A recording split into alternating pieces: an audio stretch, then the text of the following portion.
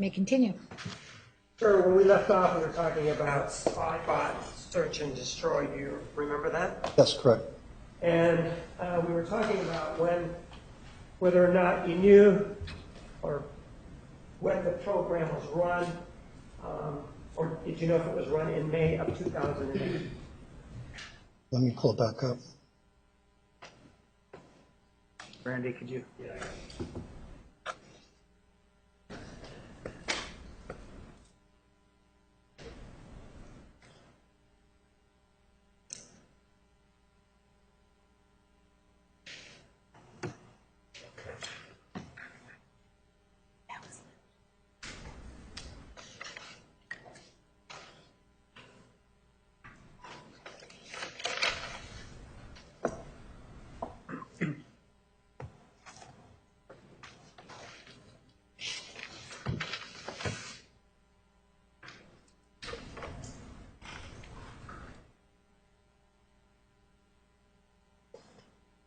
Go ahead.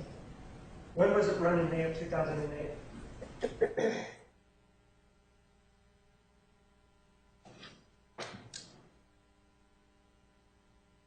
Well, what I actually need to do is check the install time and do the install log. If I'd had that ahead of time, that's not much of a problem, but it takes about an hour to parse it together. Because there's so many times that it was run, that along with 19 other different programs. So I would need to actually just parse it out to find out which are the exe files and which are the actual files that were run on that day on auto run. And by run, we're talking about something that's being automatically done, correct? It could be automatically or it could be manually. And just like we looked at the previous thing for June 4th of 2008 at approximately 1:44 p.m., that could also be manually run, correct? Correct. You have a run there on May 27th of 2008, shortly after 11 o'clock p.m.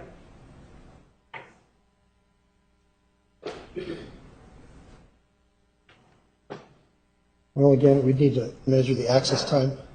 Pardon? I didn't hear you. We need to measure the access time versus change time versus modified time. And again, if you want a printout on that, we can do it. It just takes about, well, we can do it over the weekend. I'm talking about the times as they appear there. Is there, after 2,300 hours on May 27th of 2008, was this spy-bot search and destroy run?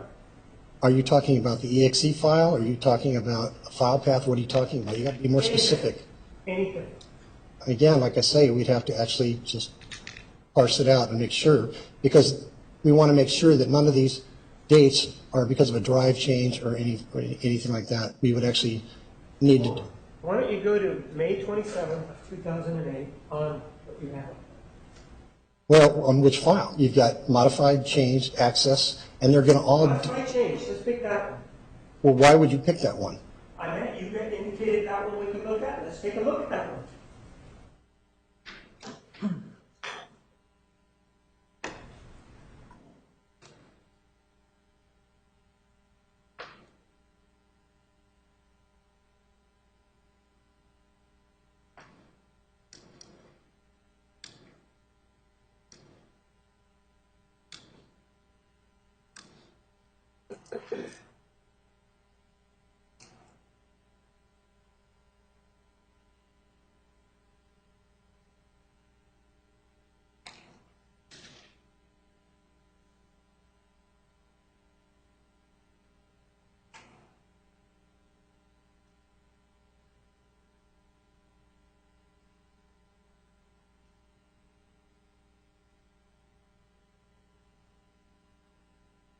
Which date are you looking for again? The 28th? I did not hear you. Which date are you looking for again? May 27th, 2008, after 11 p.m. And which, are we doing modified time, change time, or access? Whatever he was asking for.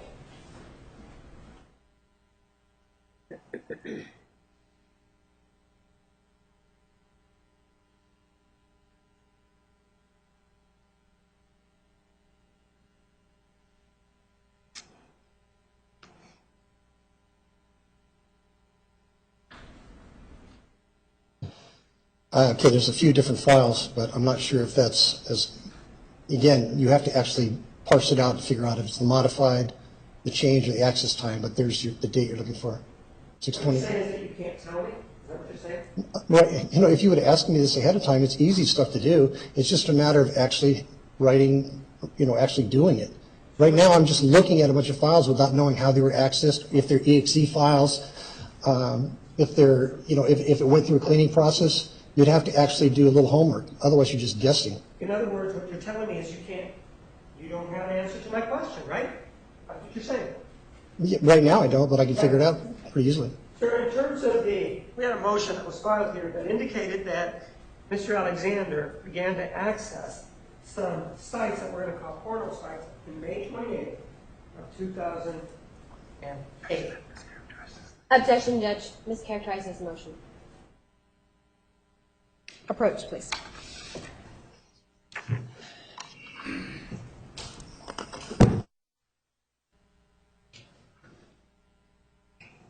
Sir, a motion filed November 10th.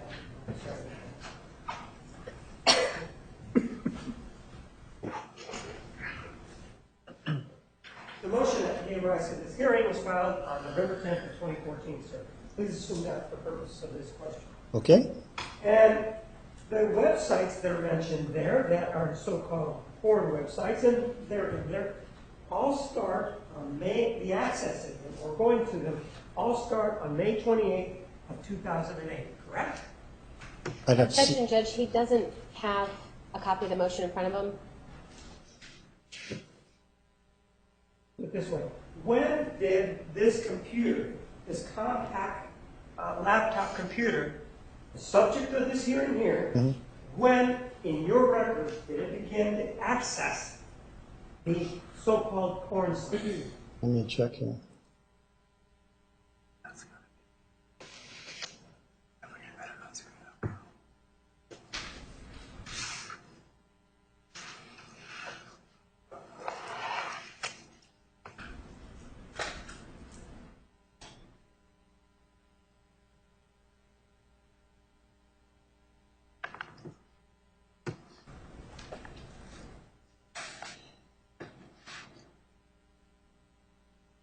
Mid 2007. There's a bunch in 2007, so I'm going to have to go through. And if you want, When in 2007? You have your computer there. well, here's a few. 10/10/2007.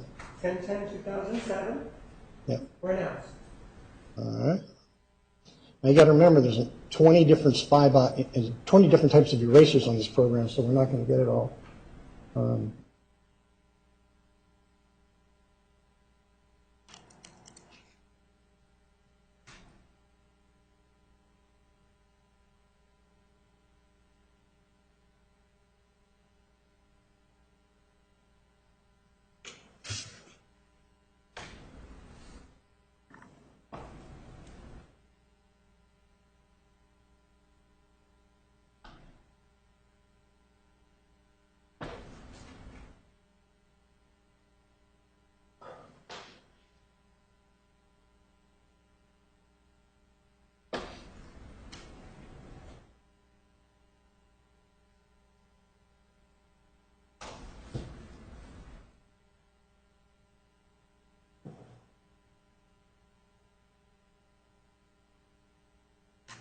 Sorry, it takes a while. There's just so much porn on this computer. It takes me a while to get through it all.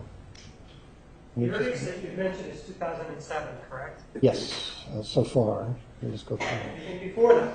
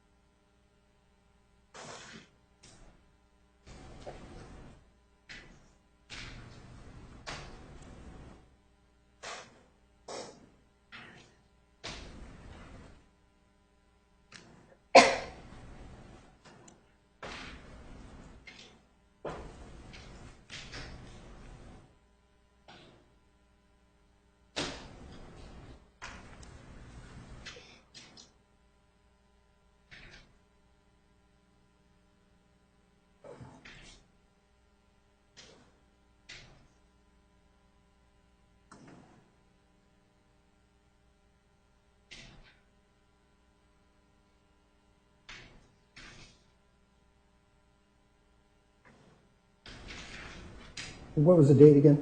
2007. Yeah, here's another one, is escort service. Pardon? Here's another one from, 2007? yes, 9/5/2007, escort. Right. There's another one called adult. Tell me what it was. I just looked for dates.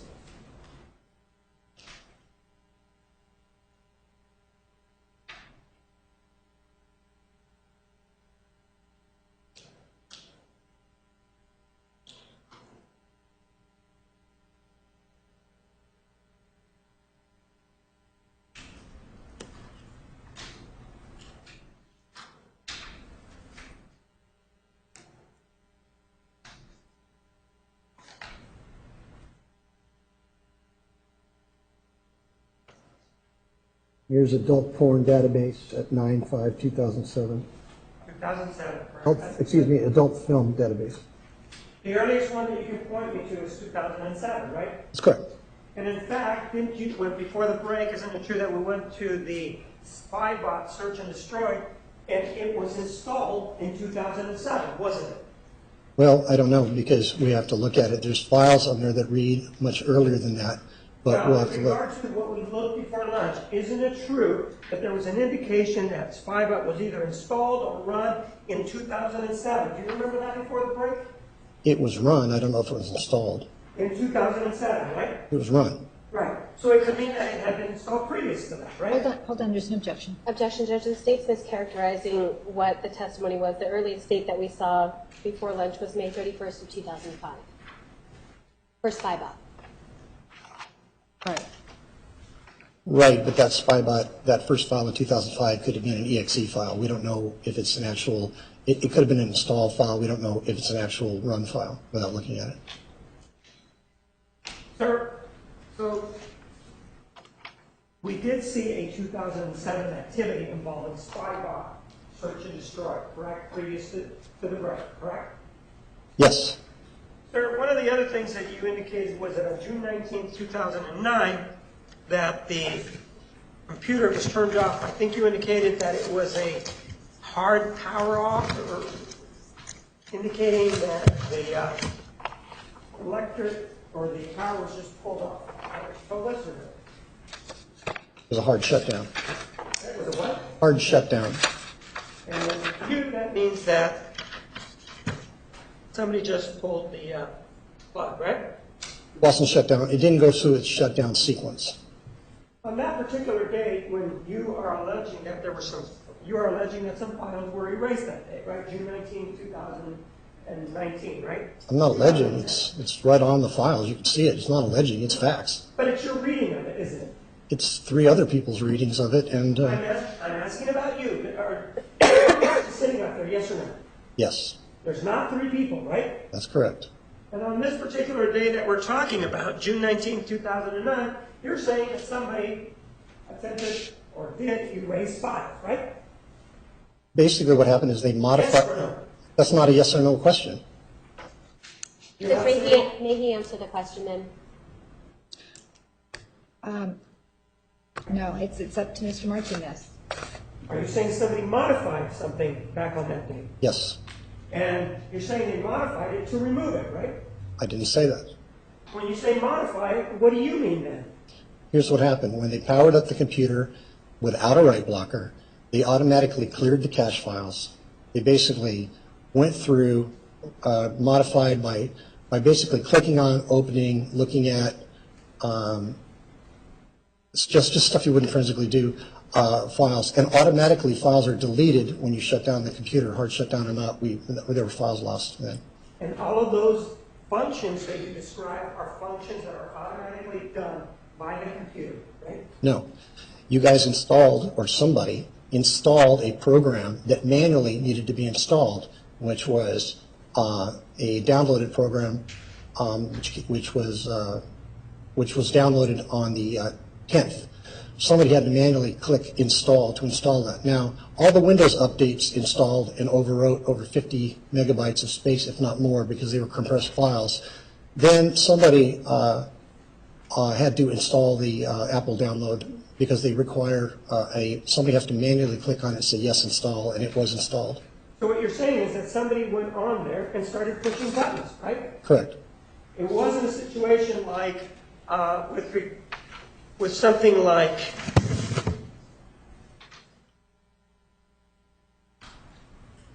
incinerator. It wasn't incinerator, was it? There's no such thing as, I don't know what you're talking about as incinerator. This, you keep using this word like it's a program. It is a program, isn't it? There is no program called incinerator on this computer, or no program that I own. I'm not asking if it's on the computer. That's my question. Isn't it true that there was no incinerator 2.3 program on that computer, was it? No. And it wasn't installed back on this particular date that you said that the files were modified, right? 1 second.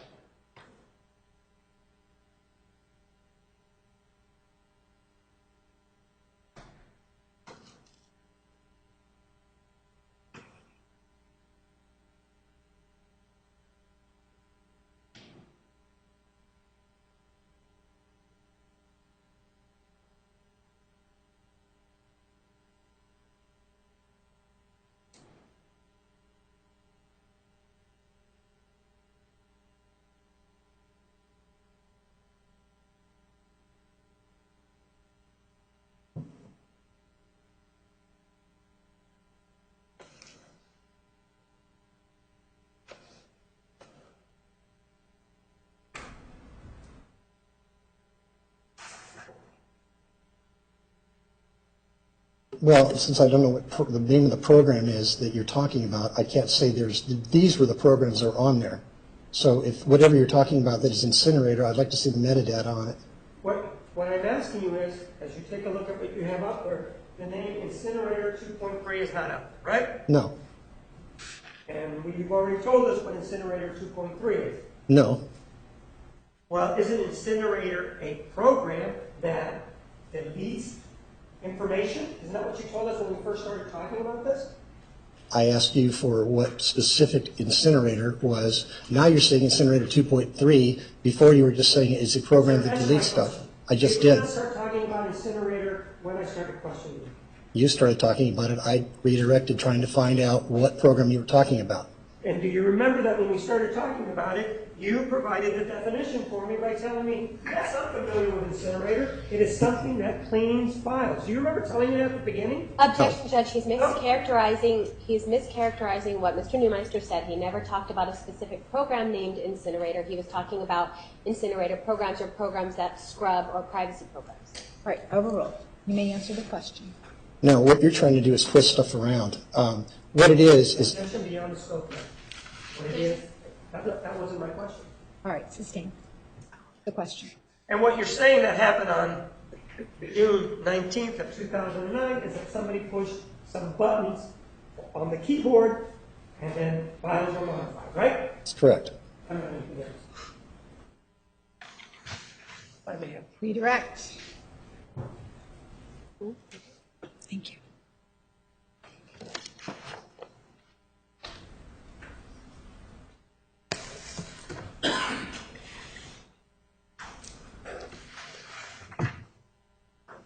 Mr. Neumeister, how do you know whether or not somebody touched the keyboard on June 19th? You can see it in the metadata. In other words, anything that happens to the computers in the registry, anybody tries to change it, it adds another log to the registry. Okay, but how does that tell you that somebody actually touched the keyboard? It gives everything you do to a computer is an instruction. In other words, you're telling it to open a picture or an audio file. In the registry, it leaves a trace that you told it to do this or that you told it to do a certain other thing. It's basically an instruction file. So if somebody tells it to accept the install or install the Apple program, Yes. is that what you're telling us? If somebody actually has to accept or push a button to say, yes, I want to install this Apple program, Yes. what evidence did you see of that? I actually didn't do that, one of the other guys did, but it was in the registry. Objection, lack of foundation. Sustained. What foundation? Objection, lack of foundation. Right. He's going to answer about what someone else did. Well, Judge, he's been answering, that's been the process of this hearing, and then even the state was asking questions about what other people did and had him answer for him. So I don't see any difference when I'm asking him same questions. Approach.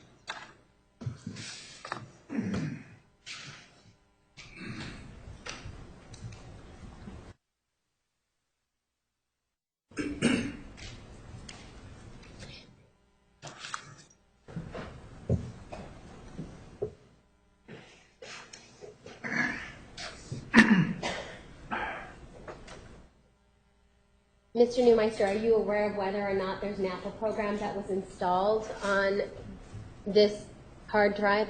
Yes, Objection, lack of foundation. It doesn't go to the issue that we have.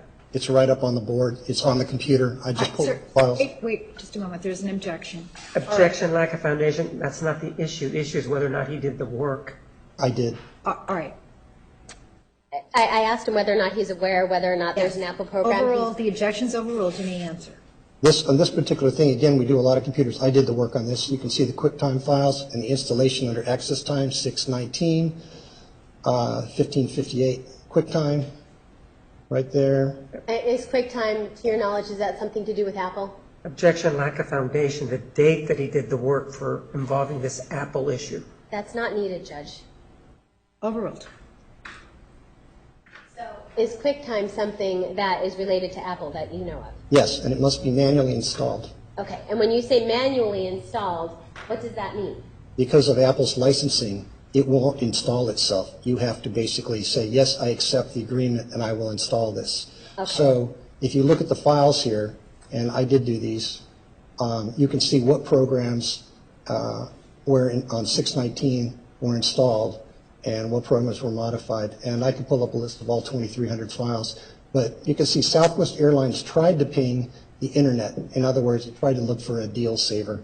Right after that, QuickTime did its install, and I can pull up the installer logs if that's an issue. Okay. So on June, so you're showing us June 19th and the Right here, under the access time, it would be the first few files. There would be 619 at 1558. Those right in there. Let's see. Could you zoom in on those? I don't know if you can. Is there any way to bring the lights down or something like that? It's a little hard to see. But the dates are, the install time, was 1558, 48 Mountain Standard Time. Okay, and leave it right there just for a second. So what we're looking at is don't move it. Okay. Under access time, and Mr. Newmeister, is it all right if I move your laptop just slightly over so I Sure. can access this?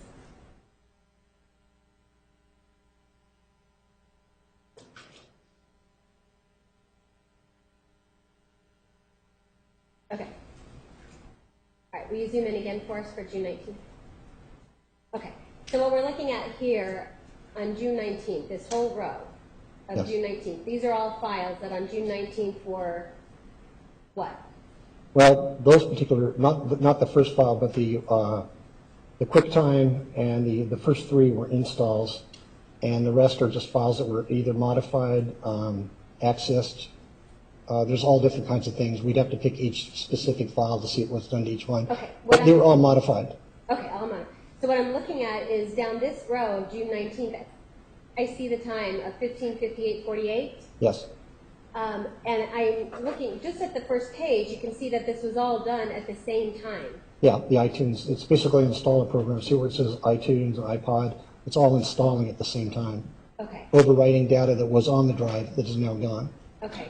And those iTunes that were being installed, is that something that you were telling us that's being installed only after someone said, yes, please install me? And it's installing over existing areas of files. For example, it would install over an existing version of QuickTime, and since it's most likely most new versions are a little bit bigger, it's going to install over other space. Okay, and when you say it installs over other space, what does that, do you know what space it's going to over install? No, it depends on how the drive's sectored, but what it's going to do is overwrite space where files have been put into the trash can. Okay, and when it overwrites space where files have been, what happens to those files that used to be there? They're overwritten, they're gone. They're gone. Yeah. And is that part of the problem why we don't, as a forensic person, why you would never turn a computer on without a write blocker? Oh, absolutely. I mean, if you're working with a clone, you got to remember, this is really important. The real hard drive is like a car. Okay.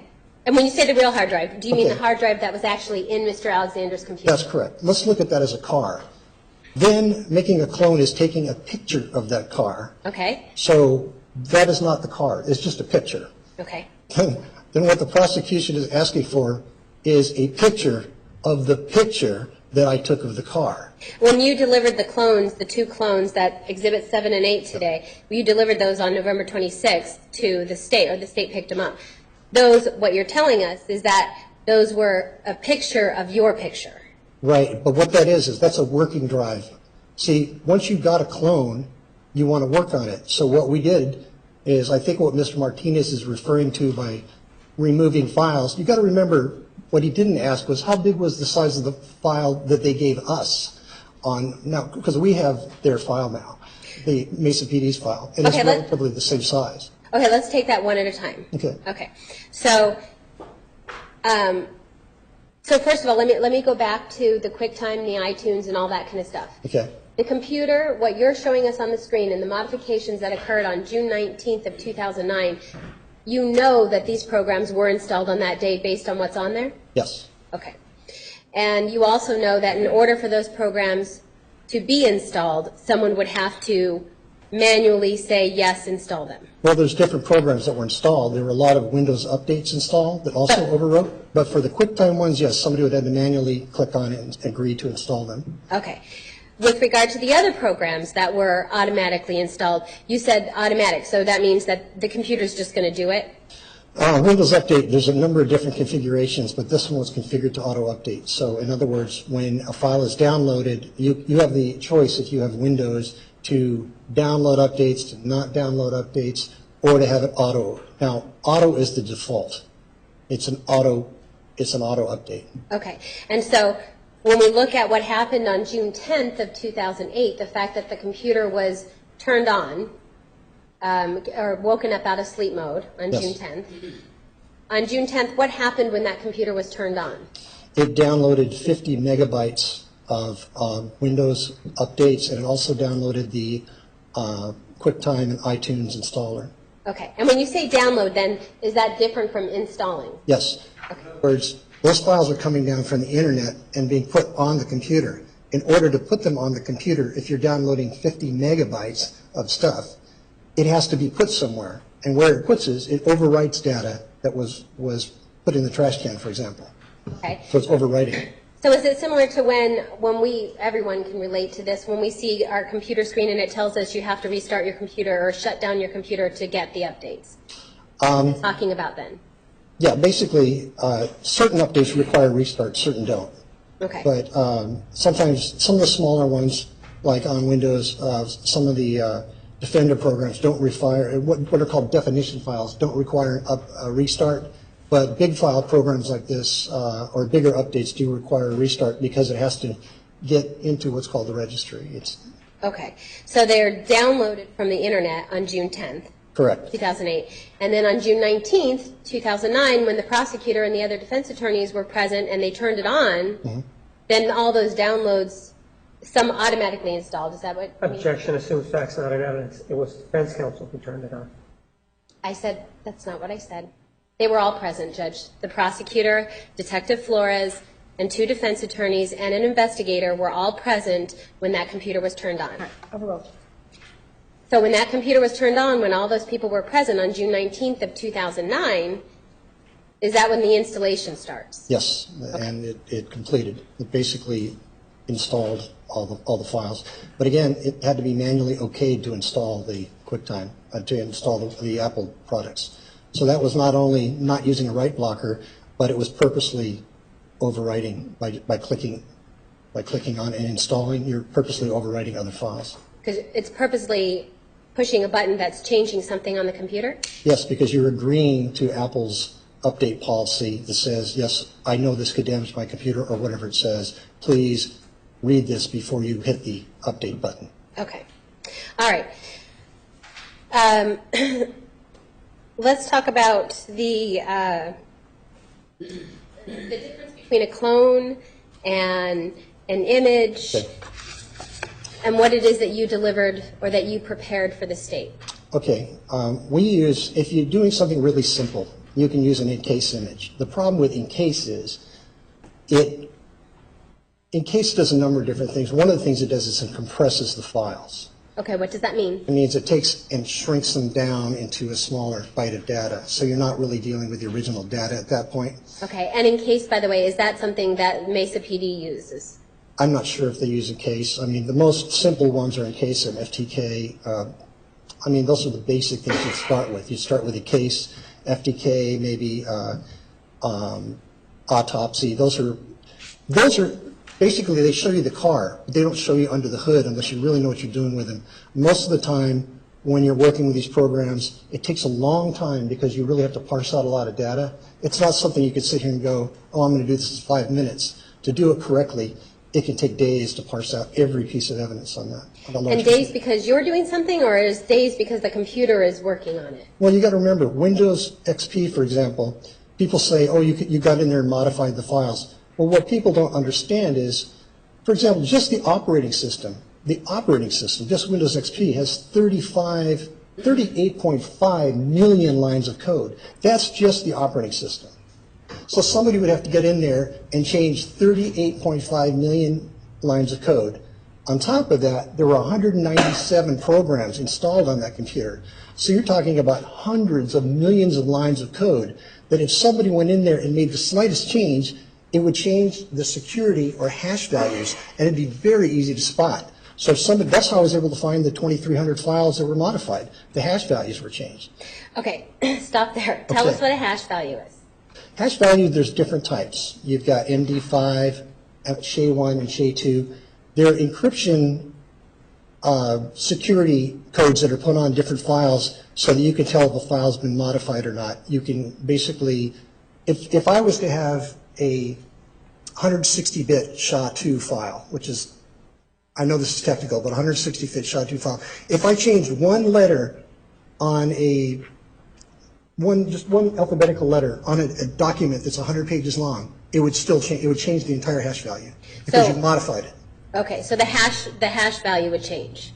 Yes. If you change anything, the hash value is going to change. Yes. If I change a letter on the document or something, the hash value will change. So when you're telling us that to go in with something that has 35 million lines of code, that's just the operating system. That's just the operating system. But in order to change anything about that, somebody would have to go into each one of those million different lines to try and change the hash value? Well, no. I mean, if somebody was going to try to completely add stuff to this drive, let's say if somebody was going to try and put porn on the drive. Well, first of all, you'd see how they put it on. If they plugged in a thumb drive, you'd be able to go into the registry and see what thumb drives, what brand of thumb drive. If it installed, some thumb drives have an operating driver they install. So you'd be able to tell exactly what thumb drives were installed because the registry likes to keep a list of that. So if it sees the same thumb drive, it recognizes it. So what you're saying is that whenever somebody hooks something up to the computer, if they put a thumb drive in the computer, if they put a pair of speakers into the computer, in the registry, does it create a line? Not the speakers, because the thumb drive is actually going into a USB port. It's basically, now, if you had speakers going to USB port, different story. Okay, but so the thumb drive, anything that's putting in data, like a USB drive, if you plug in a USB, any kind of USB device, it's going to leave a thing in the registry. Okay. And did you see anything that indicated to you that somebody put something into the computer after June 10th of 2008?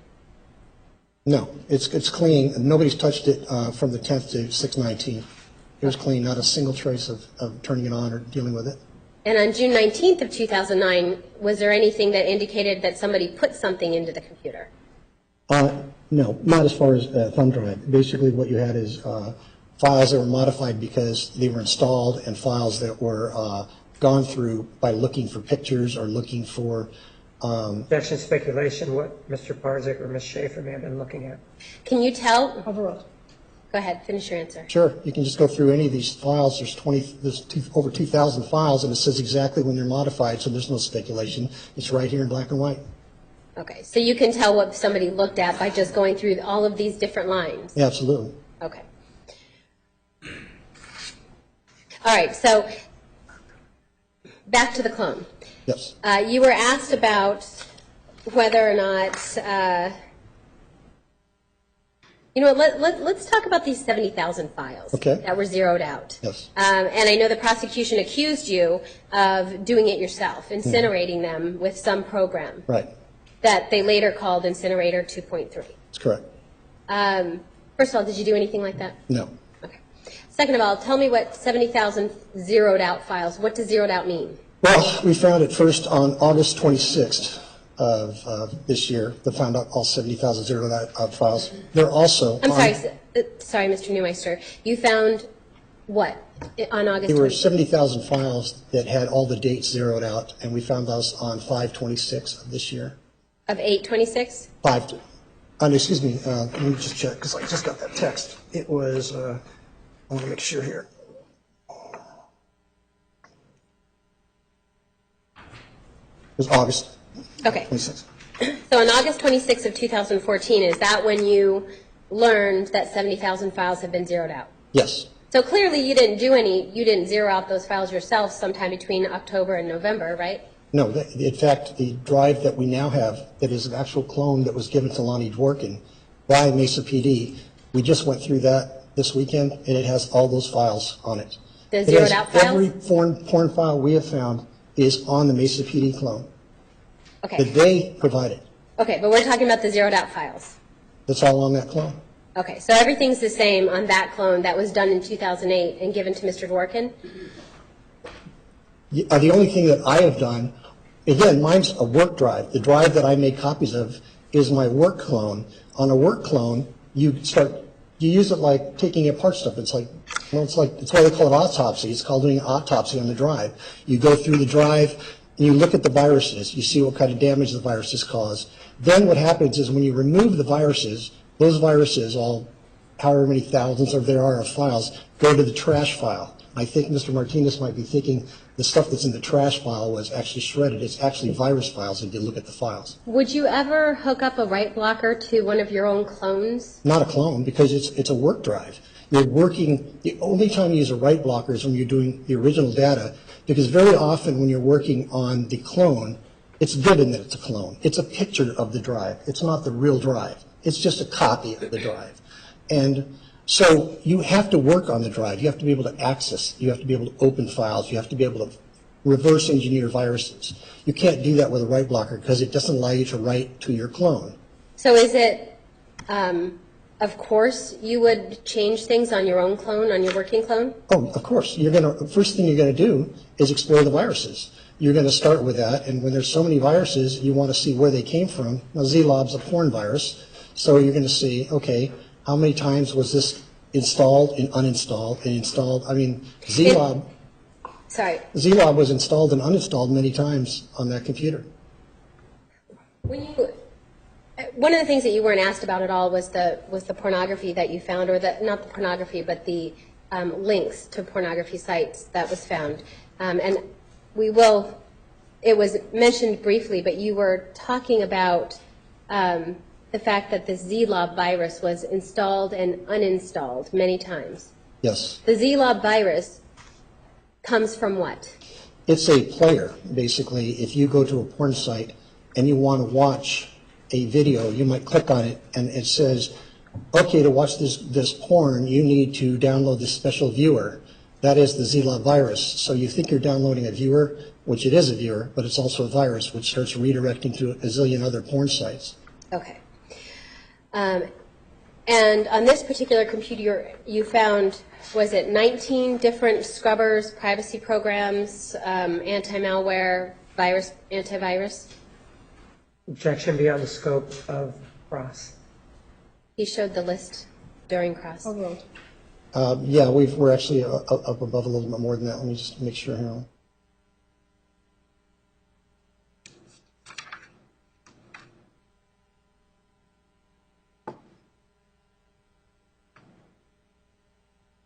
I've got 23. Oh, 23.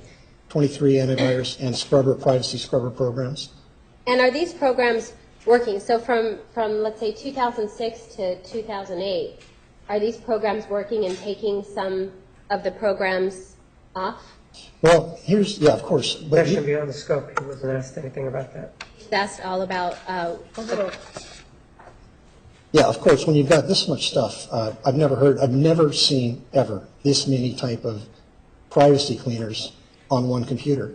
Now, Well, they but weren't what all running at the same time. They were uninstalled and installed because some of these privacy cleaners are also viruses. Because people think, oh, I want to get rid of this porn on my computer, so they'll see an ad, they'll Google, get rid of porn. They'll download something else that looks like a program that's going to eliminate spyware, but in fact, it's what's called a keylogger or something similar like that.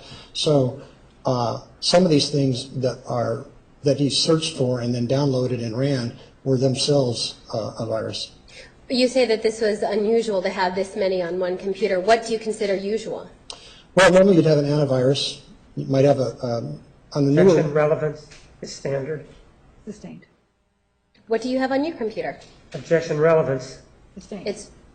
Judge, it's relevant because the fact that the number of anti-malware and different programs, privacy scrubbers on this particular computer speaks to the fact of knowledge of porn that was on the computer.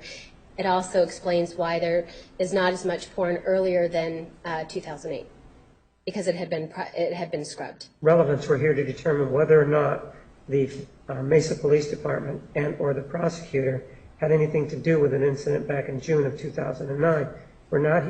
The state has not sought to challenge any of that at this hearing today about the porn. We will challenge it when he takes the witness stand, but we're here to determine whether or not there was some misconduct, not the content of the computer. Judge, the state did challenge it in its response motion when they alleged that Spybot somehow got rid of the porn and that's why they didn't see the porn.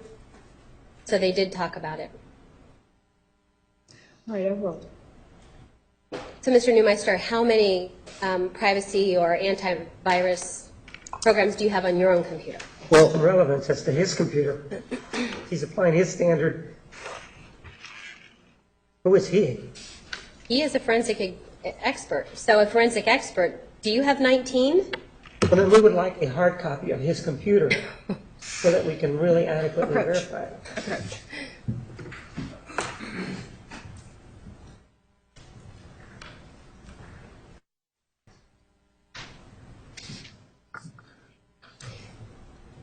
Okay, Mr. Neumeister. yes. All right. Oh, I'm sorry.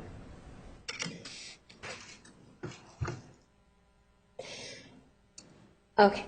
Having this amount of privacy scrubbers and antivirusware, what does that do to the pornography and the different porn sites that may have been looked up by the computer user throughout the years from 2006 to 2008? It makes it, it's a rather obvious trail. Where there's smoke, there's fire. If you have more than one or two of these programs, there's a reason. You're trying to get rid of data. I've never seen more than 6, and this has got 22. And so is it capable of getting rid of the data? Which data? Is it capable of wiping traces of pornography? Yes, it can. The normal way it takes it out is it takes it out of these are fairly simple programs. Spybot's not a very complicated program. What it does is it takes stuff out of the places that your husband or wife might look. It takes it out of the search index. If you look to your search history, it takes out a search history, takes it out of a few other places.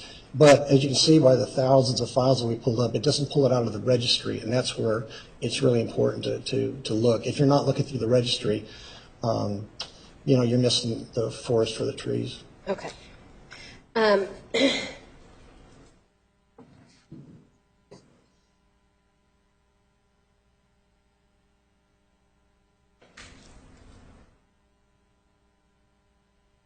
said if somebody doesn't look through the registry, they're missing the forest through the trees? The registry is the brain of the computer. I mean, if you're going to start somewhere, you start with the brain or the computer. The registry is basically everything you want to know about the operating system or any program that has been on the program, on the computer, or is on the computer, even programs that have been removed from the computer. There's traces in the registry.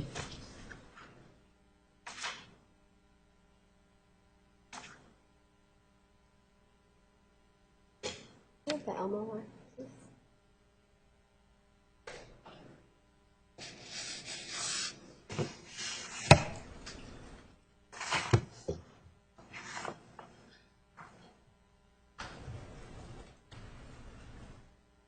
When you say looking at the registry, I'm showing you what's been marked as Exhibit 3. It's a transcript of Detective Melendez, who was the Mesa Police Department expert, forensic expert. This is the testimony from January 14, 2015, okay?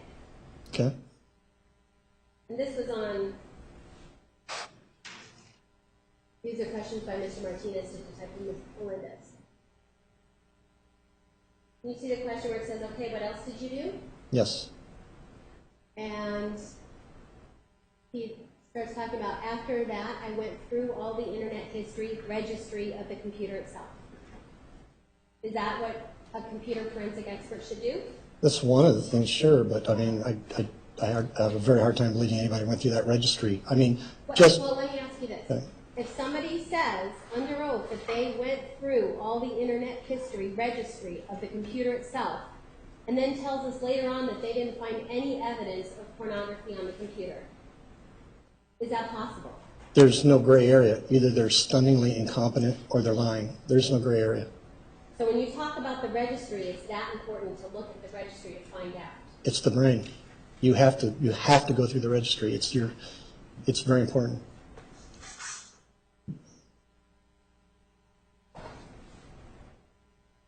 Okay.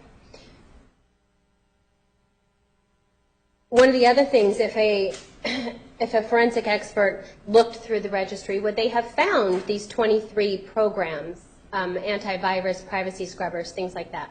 Yes. Would they have, and you said that was unusual to you.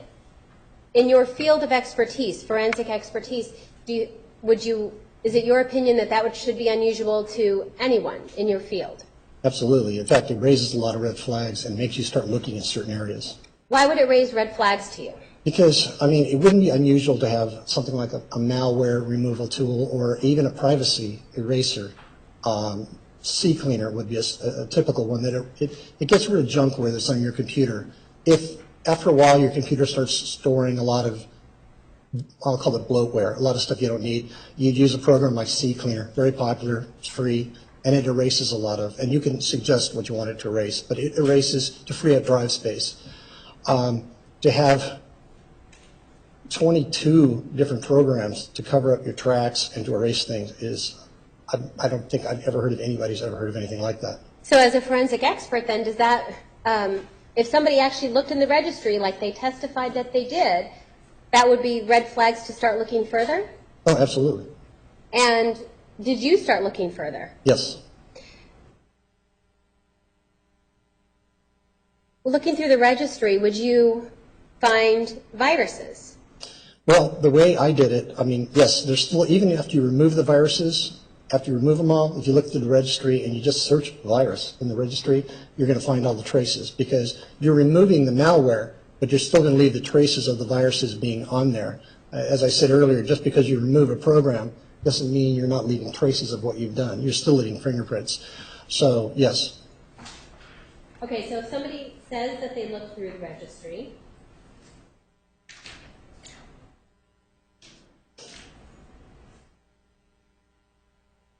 and I'm showing you exhibit number 2, which is a transcript of Detective Melendez's testimony from January 14, 2013. This was on cross-examination, so actually I think I am asking the question. For reference, it's page 128.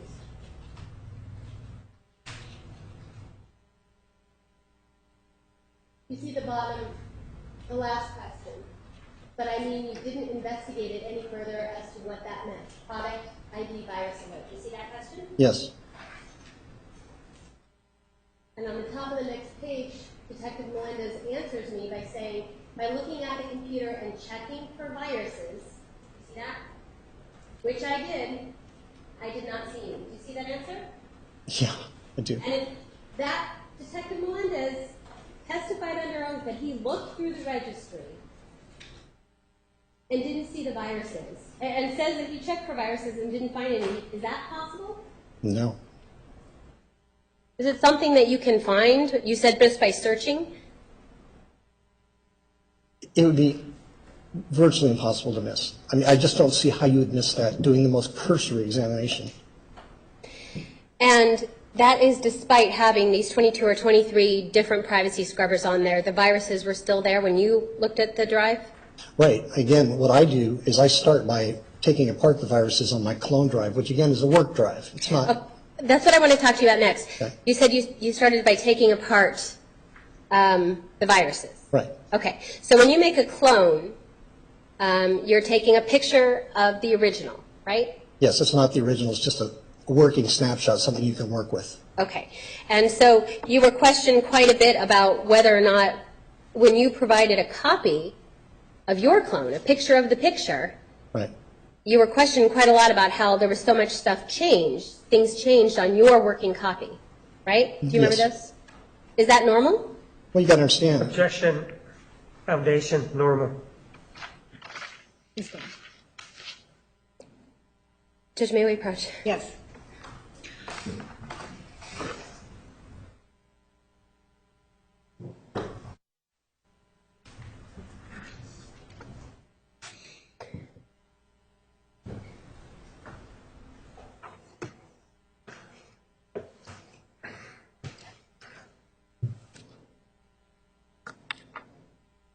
Can you explain why your clone, your working drive, would have changes on it compared to the original picture?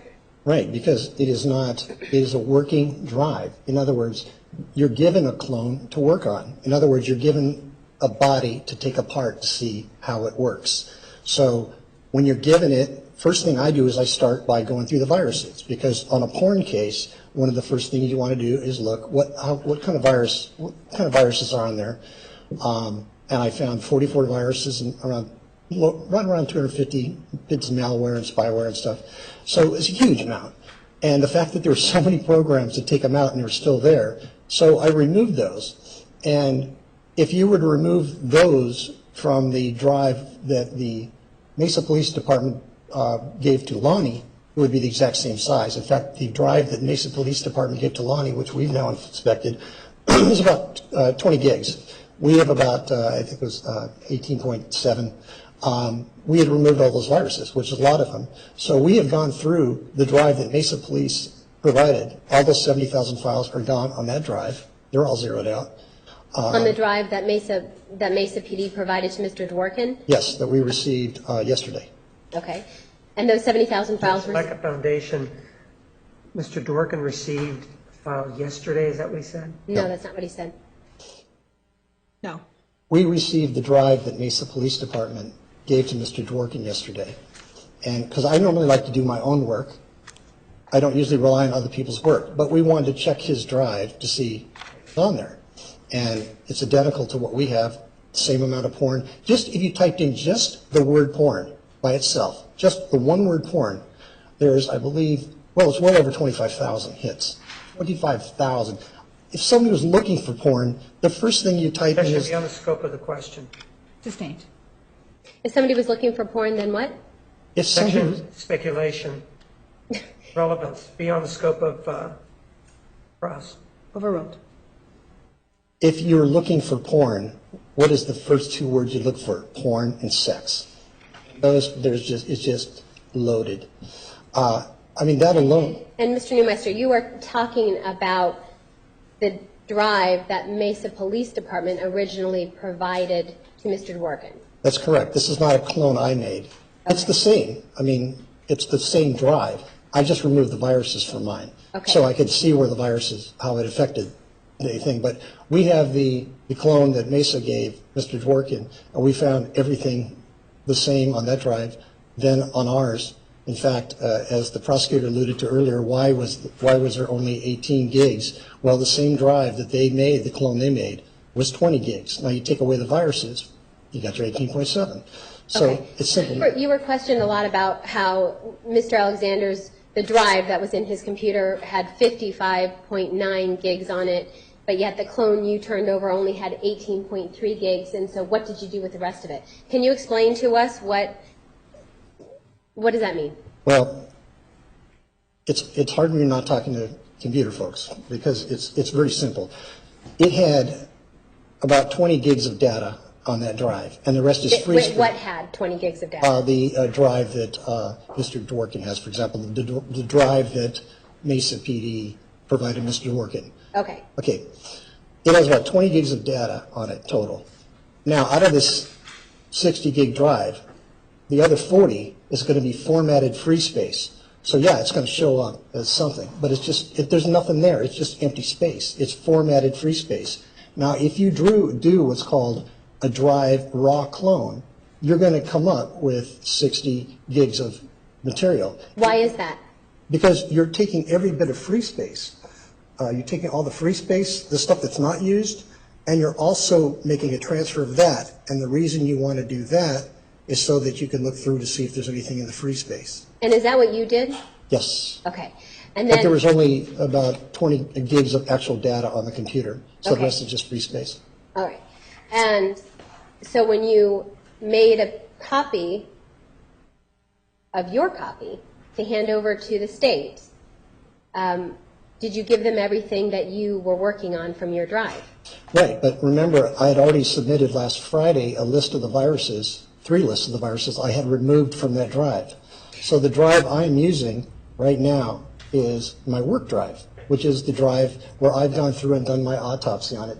We do have Mesa PD's clone that is untouched that we've gone through, and we found everything that they said was not there is there. It's absolutely there. And your working drive, you said the only thing that's missing are the viruses.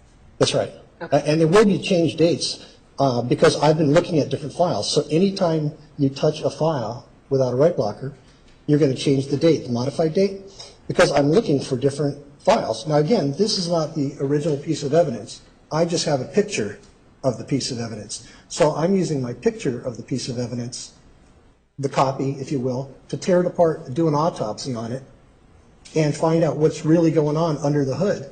So what's going on under the hood, no matter how you try to spin it, the facts are all the stuff that's on the drive that Mesa PD gave to Lonnie is the stuff we have. It's hundreds of thousands of URLs of porn, links to porn. And on Wednesday,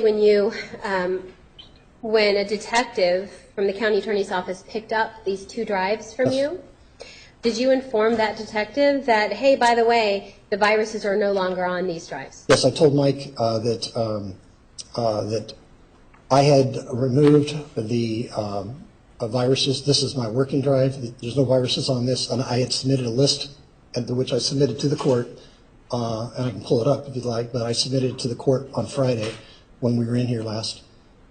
So it should be fairly simple to, if you're a computer guy, to look at the list and go, okay, I see what he did. I mean, that's a fairly simple deal. So in other words, you weren't trying to hide the fact that this is a working clone and things would be different than the original that Mesa PD has? He asked for a copy of the drives that we're using. That's the drives we're using. Okay.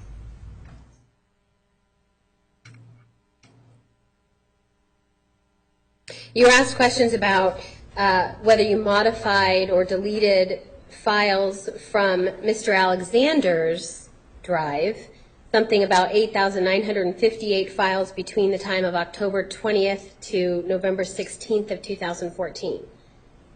Did you ever work on Mr. Alexander's actual drive? No. Did you ever touch Mr. Alexander's actual drive other than when you had a write blocker on it? No. If anything is modified or deleted from your clone, that's what you were just explaining to us because you're working on it. Is that right? I'm basically taking it apart to see how it works. So things are going to get modified in order to track down where the porn came from and how the viruses worked. Okay.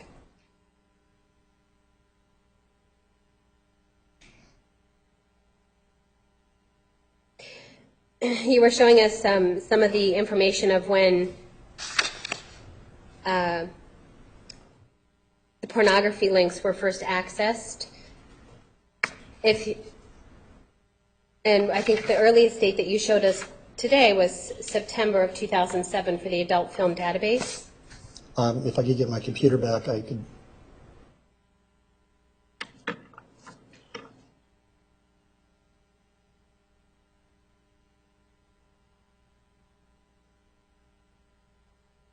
And what did we want to look for? The adult film database, I think it was September of 2007 that was accessed.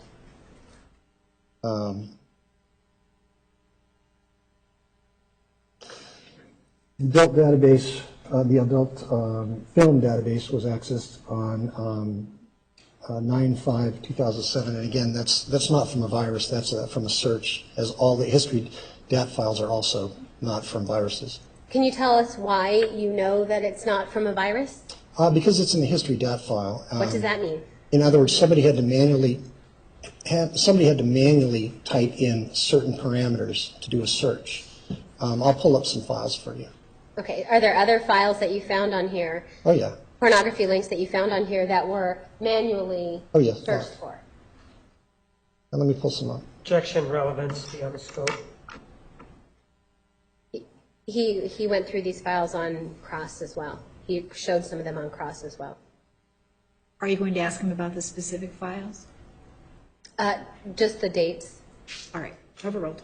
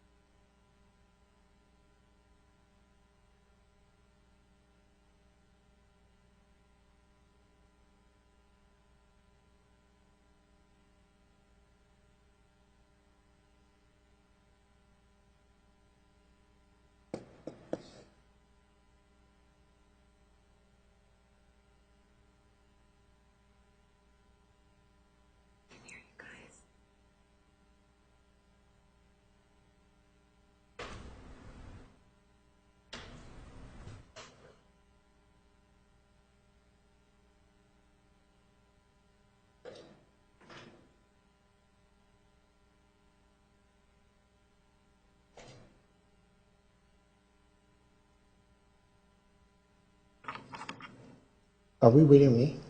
Yeah, I'm waiting. Oh, I'm sorry. I'm sorry.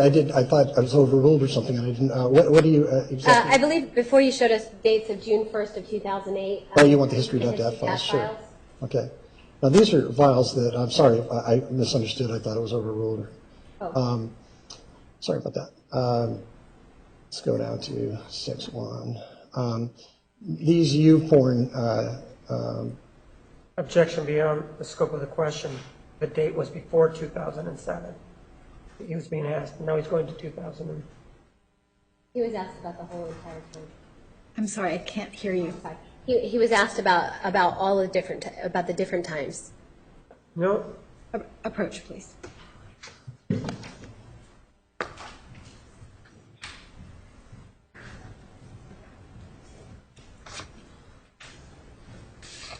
Okay, Mr. Neumeister, we're not talking about. Oh, sorry.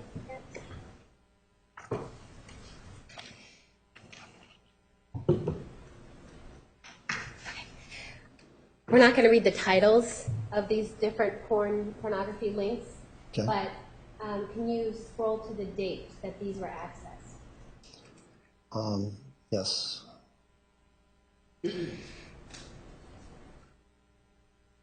These particular ones were accessed on 6/1, but I need to bring them up. 6/1/2008. June 1st of 2008? Yes. And do you know whether or not these files were accessed, were these links accessed due to a virus or due No. to human activity? Human activity. And how is it that you know that?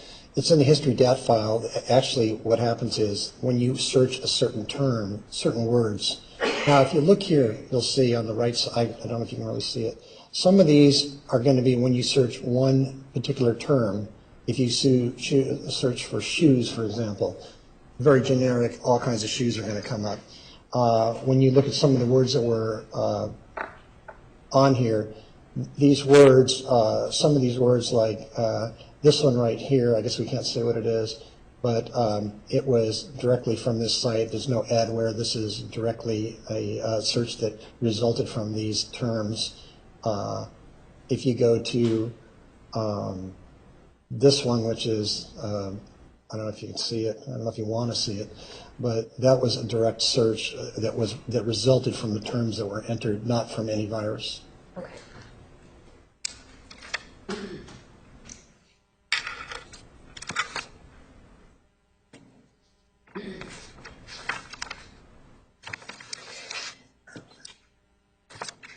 One of the,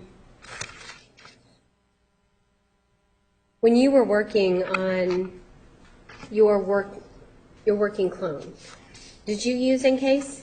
Pardon? Did you use Encase? No. Why not?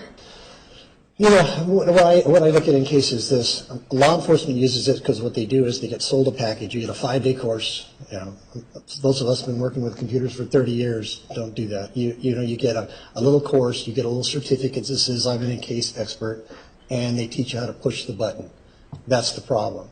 And though there are some amazingly good forensic experts with law enforcement, most of the time they use FTK or they use multiple programs. You should always use a couple of different programs. You should not just rely on one program.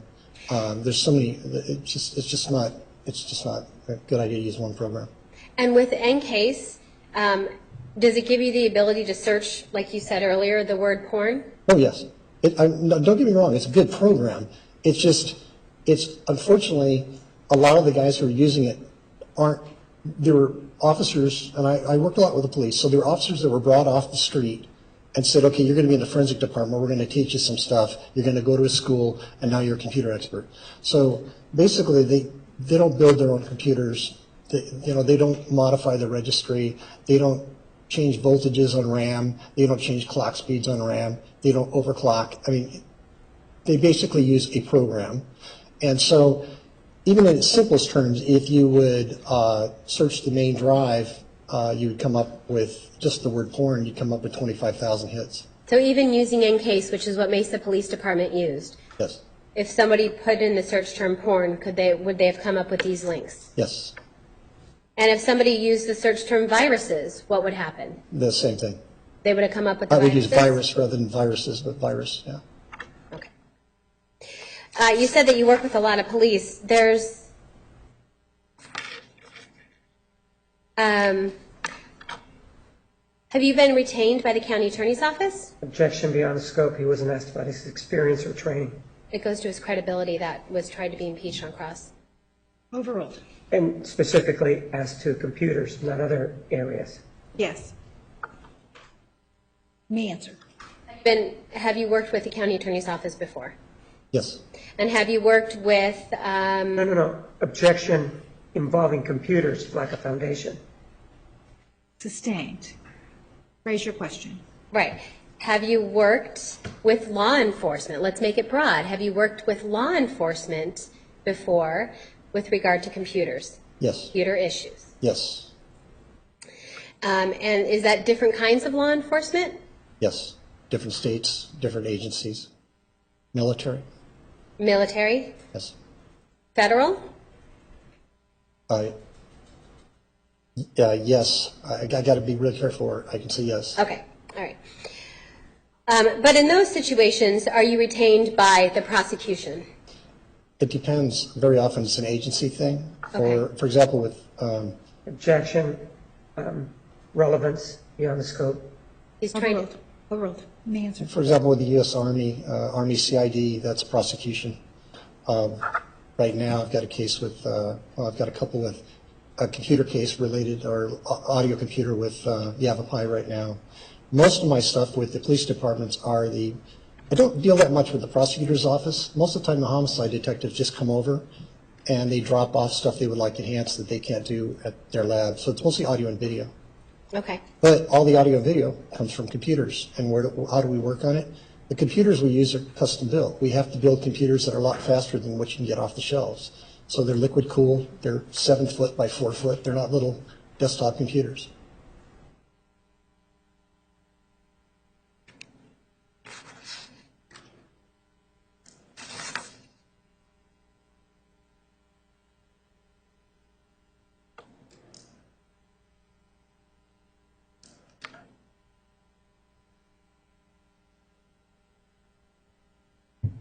When you were showing us before the picture of, that showed us on June 10th and June 10th of 2008 and June 19th of 2009, when this Mr. Alexander's computer, the actual computer, was turned on and then turned off. Can you show us that again?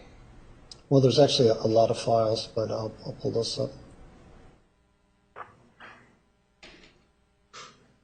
I'm just looking at the time Oh, okay. when it happened.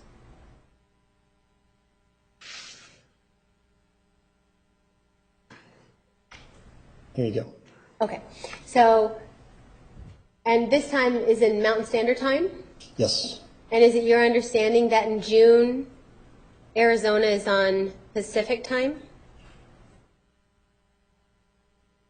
Well, yes, but again, I'm just, because, in June it would be, yeah. Okay. And regardless of whatever time, whether it is in Arizona, this computer is telling you that it was, on June 10th, it was accessed or turned on at 10:27. Right, According to this computer. to the computer. Okay. Can you change that time at all? No.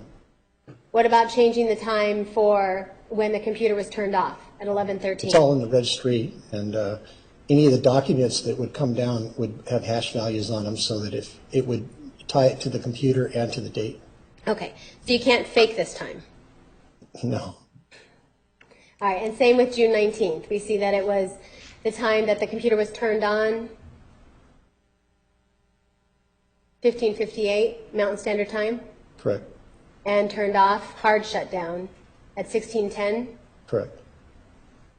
It says NST instead of MST. What's that? Oh, I typed the notes really quick from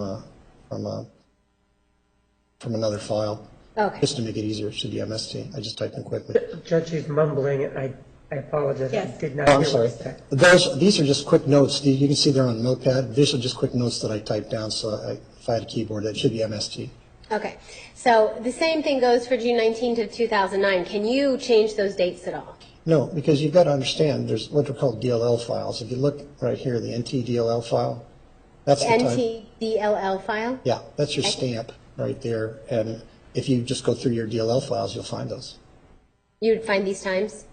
Yes. I mean, the thing is, there are programs where you can go in and modify metadata, but most people don't realize if you modify the metadata on a photo, you're not really touching what happened in the registry. There's a lot of ways, a lot of tells.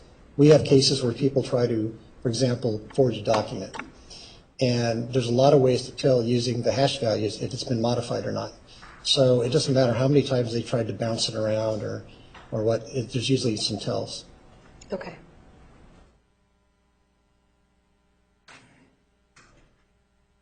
All right, nothing further, Judge.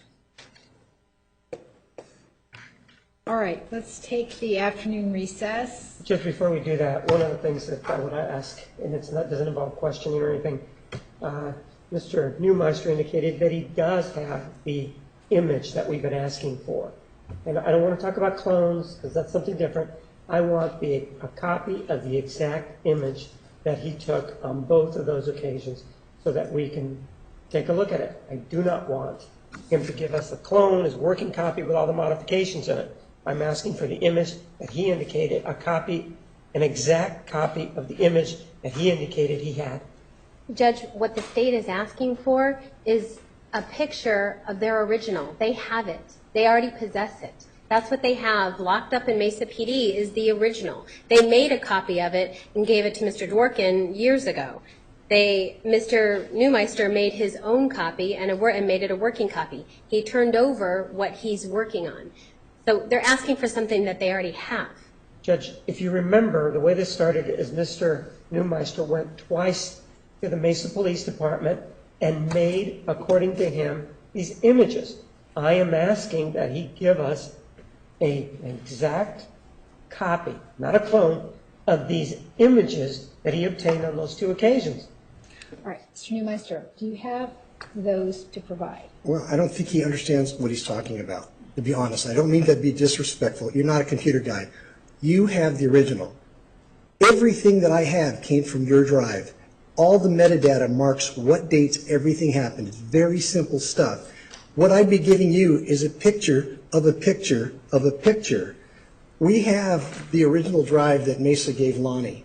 If they would like a clone of that, they can have that. But they already gave it to Lonnie. It's like, I just don't understand. They don't understand what they're asking for is something they gave us. The metadata. Thank you, sir. Approach, please.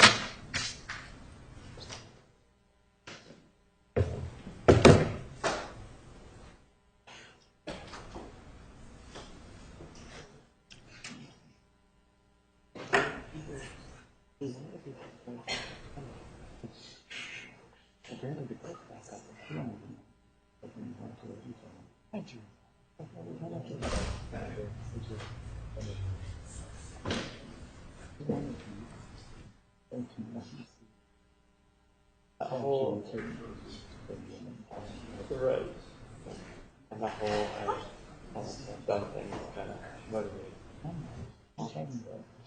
Two semesters. That's like always possible.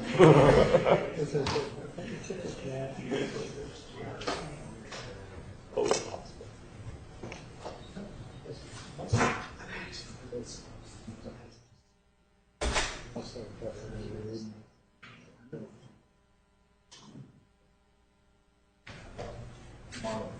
Yeah.